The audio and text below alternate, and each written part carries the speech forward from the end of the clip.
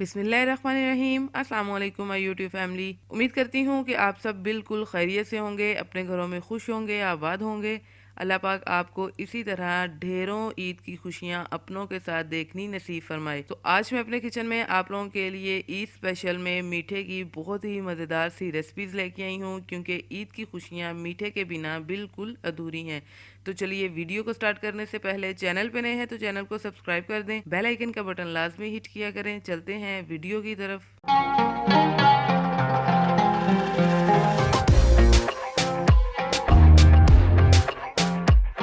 ईद हो या हो कोई त्यौहार, मीठे के बिना बिल्कुल अधूरा है। तो आज हम मीठे में सबसे पहले बनाने वाले हैं रॉयल सवैयाँ, जिसके लिए हाफ कप ऑयल में हमने सवैयों को लाइट गोल्डन ब्राउन कर लेना है। फ्लेम हम अपना मीडियम रखेंगे और मीडियम फ्लेम पे 1.5 से 2 मिनट तक सवैयों को अच्छे से फ्राई कर लेना है। फिर हम इसमें शामिल कर देंगे 1 कप के करीब चीनी, जिसे हमने अच्छी तरह से पाउडर फॉर्म में कर लिया है। तो चीनी को मिक्स करके 1.5 से 2 मिनट तक मजीद इसको फ्राई कर लें। फिर यहाँ पैन में कस्टर्ड रेडी करने के लिए हमने 1 कप दूध शामिल किया। दूध को एक उबाल आने के बाद हमने इसमें 3 टेबलस्पून शुगर पाउडर शामिल कर दिया, 1 चुटकी इलायची पाउडर और 4 टेबलस्पून कस्टर्ड पाउडर को हमने हाफ कप दूध में शामिल करके अच्छी तरह से मिक्स कर लिया। अब थोड़ा थोड़ा करके इसे दूध में शामिल करते जाएं और स्पैचुला को कंटिन्यूसली चलाते जाएं, क्योंकि इस पॉइंट पे कस्टर्ड हमारा थिक हो जाना है। मीडियम फ्लेम पे 2 से 3 मिनट तक पकाने के बाद ये देखें कुछ इस कंडीशन में आ जाएगा। अब चलते हैं इसके मेन स्टेप की तरफ। सर्विंग के लिए यहाँ हमने एक अदद बाउल लिया और बाउल में सबसे पहले हम इसकी बेस में नीचे सवैयों को लगा लेंगे, जिन्हें हमने फ्राई किया था। फिर हम इस पे शामिल करेंगे कस्टर्ड। कस्टर्ड को आपने ज़्यादा थिक नहीं रखना, क्योंकि इसी की वजह से सवैयाँ हमारी थोड़ी नरम होंगी। अगेन हमने इस पे सवैयों को शामिल किया और फिर लास्ट पे हम इस पे कस्टर्ड शामिल कर देंगे। गार्निशिंग के लिए थोड़ी सी सवैयाँ मैंने बचा ली थी। तो लीजिए रॉयल सवैयाँ हमारी तैयार हो गई हैं। दूसरे नंबर पे हम बनाने वाले हैं लजीजा खीर, जिसके लिए यहाँ हाफ कप मैंने चावलों को 2 घंटा पहले ही भिगो के रख दिया था और फिर इस तरह से जग में डाल के हमने चावलों को अच्छे से ब्लेंड कर लिया है। इससे ये होगा कि आपका टाइम भी बचेगा और खीर भी बहुत जल्द तैयार हो जाएगी। यहाँ एक बड़े पतीले में 1.5 लीटर दूध मैंने पहले से ही शामिल करके रखा हुआ था। हाफ टी स्पून इसमें हम इलायची पाउडर शामिल करेंगे और 1 कप भर के हम इसमें चीनी का शामिल कर देंगे। फ्लेम हम यहाँ पे अपना हाई रखेंगे ताकि दूध को अच्छे से एक उबाल आ जाए। तो जैसे ही दूध में उबाल आना शुरू होगा हम इसमें चावल शामिल कर देंगे, जिसको हमने अच्छी तरह से ब्लेंड कर लिया था। अब इस पॉइंट पे आपने क्या करना है कि फ्लेम अपना मीडियम टू हाई ही रखना है और चम्मच को आपने कंटिन्यूसली चलाते रहना है, क्योंकि इसमें हमने चावल शामिल कर दिए हैं। यहाँ पे आपने चम्मच थोड़ी देर के लिए भी अगर छोड़ा तो खीर आपकी खराब हो सकती है, क्योंकि ये नीचे बर्तन के साथ लगनी शुरू हो जाएगी। तो ये देखें 5 से 7 मिनट के अंदर अंदर ही खीर हमारी थिक होना स्टार्ट हो गई है। अब इसमें हम शामिल करेंगे 1 अदद पैकेट लजीजा खीर का। लजीजा खीर का पैकेट शामिल करने का फ़ायदा ये होता है कि इसमें आपको एक्स्ट्रा से कोई भी ड्राई फ्रूट शामिल नहीं करने पड़ते और जो ड्राई फ्रूट्स की एक खुशबू और एक टेस्ट जो होता है वो खीर में आसानी से आ जाता है। अच्छा, खीर में मैंने चीनी का इस्तेमाल कम इसलिए किया था क्योंकि साथ ही हम इसमें लजीजा खीर का एक पैकेट शामिल करने वाले थे और उसमें भी चीनी ऑलरेडी मौजूद होती है, इसलिए मैंने चीनी कम शामिल की थी। ये देखें जी, मज़ीद 5 से 7 मिनट तक पकाने के बाद हमारी खीर कुछ इस तरह से तैयार हो गई है। अब हम यहाँ पे फ्लेम को ऑफ़ कर देंगे, क्योंकि ठंडा होने के बाद भी इसने काफ़ी थिक होना है। तो चलते हैं इसकी सर्विंग की तरफ। बिस्मिल्लाहिर्रहमानिर्रहीम। तो माशाल्लाह से 15 से 20 मिनट के अंदर अंदर ही हमारी लजीजा खीर हो गई है तैयार और ये आप देख सकते हैं कि किस कदर ये परफेक्ट थिक तैयार हुई है।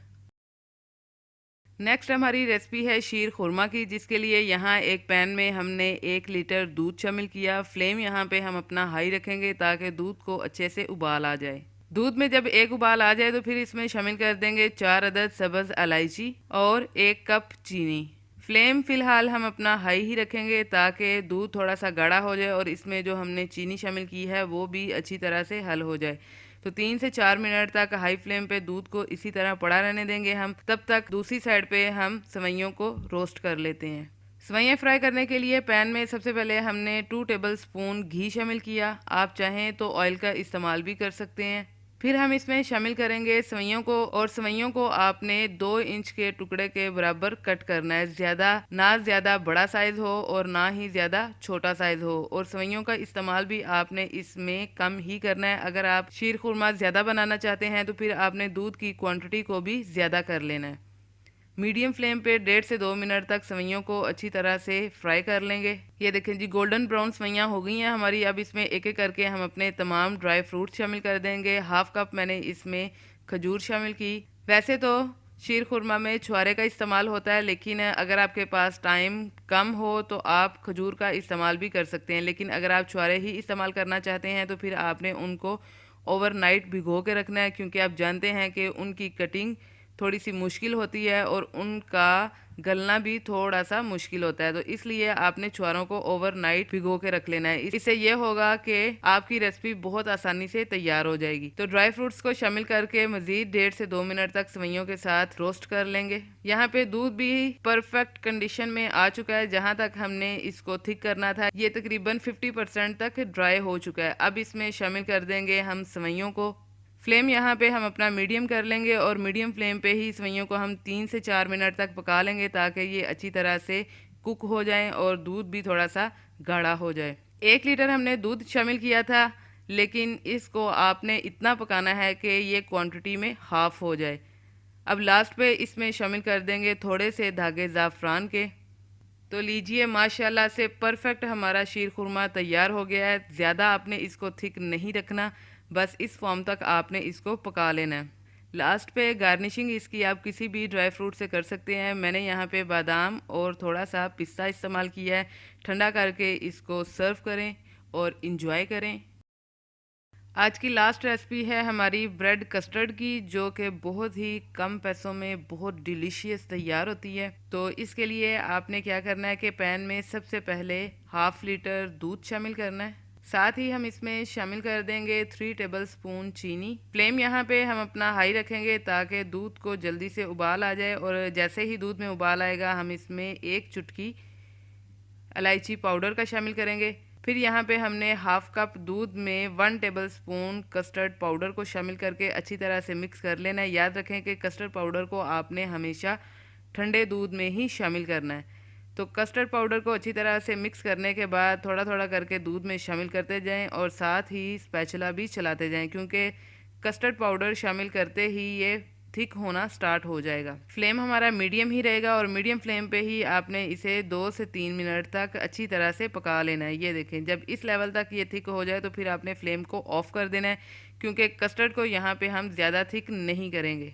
तो कस्टर्ड रेडी हो गया हमारा। अब इसे ठंडा होने के लिए हम साइड पे रख देंगे। यहाँ पे 3 से 4 अदद आपने ब्रेड ले लेनी है और इसकी ब्राउन साइड को रिमूव कर लेना है। ये ब्राउन पार्ट्स इसके वेस्ट करने की ज़रूरत नहीं है, आप इसको क्रश करके ब्रेड क्रम्ब भी बना सकते हैं।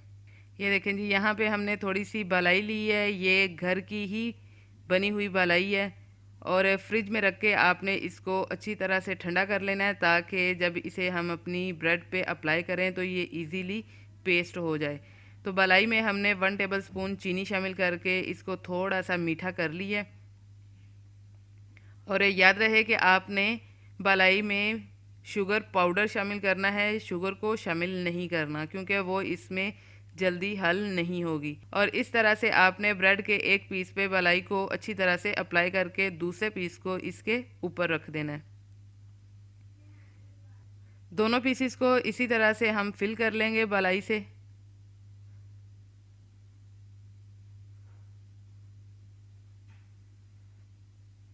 और फिर हम इनकी कटिंग कर लेंगे। आप चाहें तो ब्रेड को 2 हिस्सों में कट कर लें और चाहें तो इसको 4 हिस्सों में कट कर लें। अब यहाँ पे एक अदद प्लेट लें और इसमें ब्रेड के पीसीस को किसी भी तरह किसी भी शेप में आप रख सकते हैं। मुझे वैसे यहाँ पे ब्रेड के पीसीस थोड़े से बड़े लग रहे हैं, आप चाहें तो इनको थोड़ा सा और भी कट कर सकते हैं। और इस तरह से इस पे कस्टर्ड को अप्लाई कर दें ताकि ब्रेड कस्टर्ड को अच्छी तरह से ऑब्जर्व कर ले और सॉफ्ट हो जाए। कस्टर्ड को ब्रेड पे शामिल करते हुए मेक श्योर कर लें कि वो अच्छी तरह से ठंडा हो चुका हो, क्योंकि अगर आप इसको गर्म ही शामिल करेंगे तो इसमें हमने जो बालाई शामिल की है वो मेल्ट हो जाएगी और उसका टेस्ट कस्टर्ड में आ जाएगा। तो इसलिए कस्टर्ड को शामिल करते हुए आपने ये लाजमी चेक कर लेना है कि वो अच्छी तरह से ठंडा हो चुका हो। फाइनल लुक के लिए हम इस पे शामिल करेंगे थोड़े से क्रश किए हुए बादाम। तो लीजिए, हमारी ब्रेड कस्टर्ड की रेसिपी हो गई है तैयार। उम्मीद करती हूँ कि आपको मेरी ये सभी रेसिपीज़ बहुत पसंद आई होंगी और इसमें से आप कौन सी रेसिपी ईद स्पेशल के लिए ट्राई करेंगे लाजमी बताइएगा, और आपसे वो रेसिपी कैसी बनी ये भी लाजमी शेयर कीजिएगा। मिलते हैं इंशाल्लाह अपनी नेक्स्ट रेसिपी नेक्स्ट वीडियो के साथ। तब तक अपना बहुत सा ख्याल रखिएगा, दुआओं में याद रखिएगा। अल्लाह हाफिज़। يا من صليت بكل الأنبياء